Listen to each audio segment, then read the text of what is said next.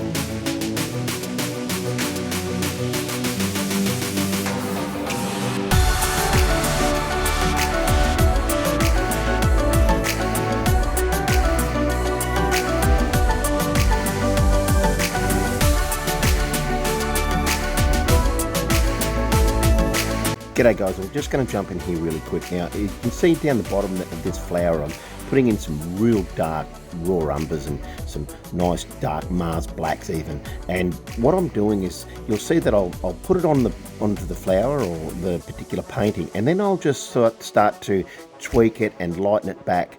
And it's just a process. Here I'm just totally in the zone where I've got an idea of where I want to head to, but I'm also letting the painting take over.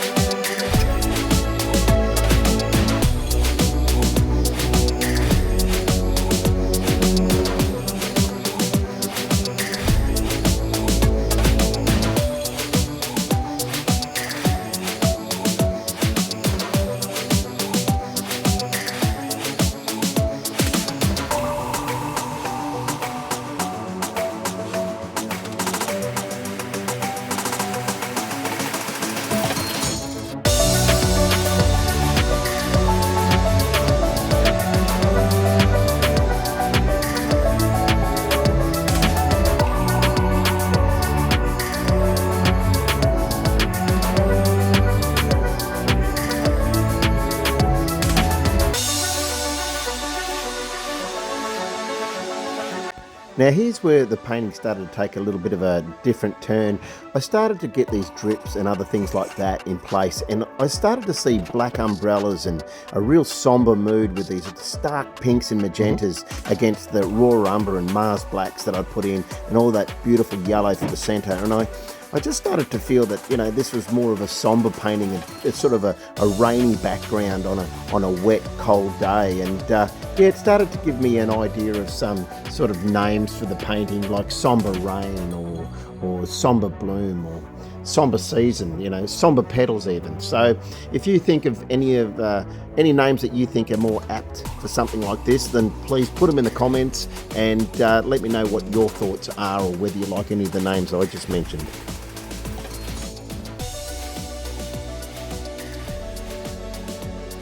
Now here I've decided to paint the edges of my painting in a nice dark Mars black, but usually I'll just curve the edges as the same as the painting. That way if I decide to hang it on the wall, or my clients decide to hang it on the wall, they don't need to frame it. Now as I give you a little bit of a look over this finished painting, hopefully you've got something out of it, hopefully you've really enjoyed it, and like I said, if you do want to go right into the full tutorial, you can check it out in the description, and I'll link that there. Don't forget to like and subscribe and do all that stuff that makes the channel grow. If you think you know somebody that might benefit out of this particular painting or tutorial, why not share me around? As I say in most of my videos, I certainly don't mind. And I'll also link in the description my free ebook, so if you want to maximize your time and if you want to tap into your creativity, be sure to download that. It's free, and like I say, I'll see you in the next one. Catch ya!